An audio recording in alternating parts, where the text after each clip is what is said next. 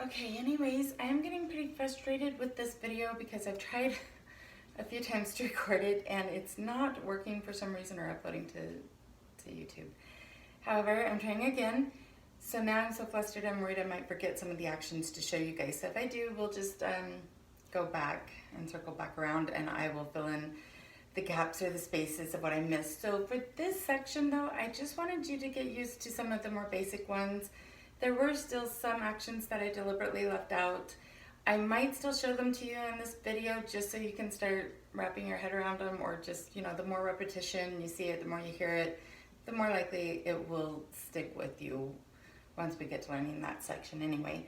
So the first actions I focused on were flexion and extension, which are pretty easy actions, and they happen just about everywhere in the body. Every joint is pretty much capable of flexion and extension, with the exception of like the gliding joints that are in between the wrist bones and stuff. They don't have their own actions. They provide minimal movement.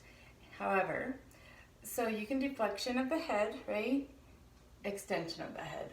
So yeah, every action's gonna have an opposing action to it and muscles that will pull it back out of that action. So there's muscles that are gonna help extend, or I mean flex, sorry, I don't want to confuse you. So muscles that will flex your head, and then the opposing muscles are going to extend the head. In the next segment, I'll start giving you terms for like what it means, like the antagonistic muscle versus the agonist, and get more technical. But for right now, we're just going to call it opposing muscles and, you know, the main action and the opposing action. So flexion, extension of the head, and then you can do flexion of the shoulder, right? Extension of the shoulder, flexion, and then of course you can also do flexion in the elbow. So here, my shoulder and elbow is flexed, and then even my wrist. So I got like 3 joints flexed right there, and even my finger joints. This is all flexion. And then of course you can extend the fingers, extend the wrist, elbow, and then shoulder. This is just back to neutral. To go into extension, you actually have to go backwards with your shoulder. So there's extension of the shoulder. And then flexion of your spine. This is still gonna be spine, because the hip actually has different actions, which actually I don't believe I put a lot of those in. So flexion of the spine, then you got extension when you go all the way back. Flexion, extension. Again, you got flexion of the hip. This is flexion of the knee and the hip, right? So we're just talking about the hip. If I'm like trying to leave the knee straight, you're still like flexion of the hip, extension of the hip, right? You gotta go backwards. And then of course the knee, flexion of the knee, extension of the knee, flexion, extension. Now the foot and the ankle, they actually have, it gets a little bit complicated because it's the only place in the body where both actions are gonna be called flexion. So that's why I left that until the next segment. But just so you know, we're gonna learn more with the foot in the next segment. So there's flexion and extension, and of course we had rotation. So there's rotation of the head, and you can rotate to both sides with your head. There's rotation of the spine, right? And rotation, of course, happens on the transverse plane. Flexion and extension happen on the sagittal plane. So rotation can happen again in many joints. Not all joints are capable of rotation, but of course the ball and socket joint, the one that fits in the socket, has all sorts of range of motion, right? So the shoulder and the hip that are ball and socket joints, of course, are gonna do rotation too, but it's gonna be called something different. So this is lateral rotation because it goes to the side, and then we have medial rotation, but this is rotation of the shoulder. So for right now, I want you to just remember that this is rotation of the shoulder. We'll worry about lateral and medial rotation in the next segment. And again, the hip parallels the shoulder, so you're gonna be able to do lateral and medial. I have to stabilize myself, I'm not that balanced. So again, lateral and medial rotation of your hip. You can do both. And you can even cross like the midline a little bit with that. And so yeah.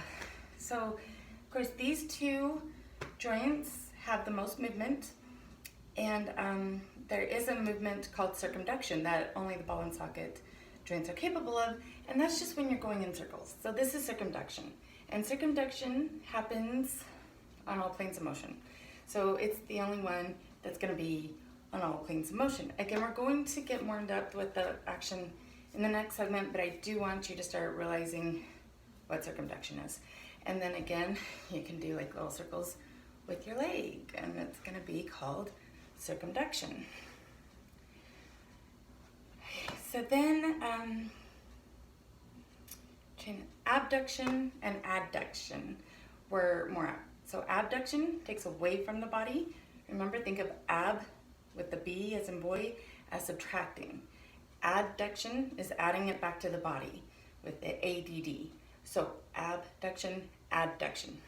Again, you can do that wherever, like the hip and the shoulder parallel each other. The elbow and the knee are going to parallel each other. The elbow and the knee are what kind of joints? They are the hinge joints. They pretty much only have one directional type of, their only movement on one plane anyway. So like the shoulder joint, abduction and adduction are happening along the frontal plane, and then flexion and extension of the shoulder is happening along the sagittal plane. So it can be on only one plane at a time, or it can be on all the planes doing the circumduction.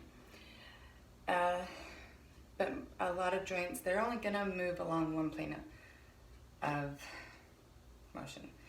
So abduction and adduction again can happen just about many places in the body, even your wrist. So remember, this is anatomical position.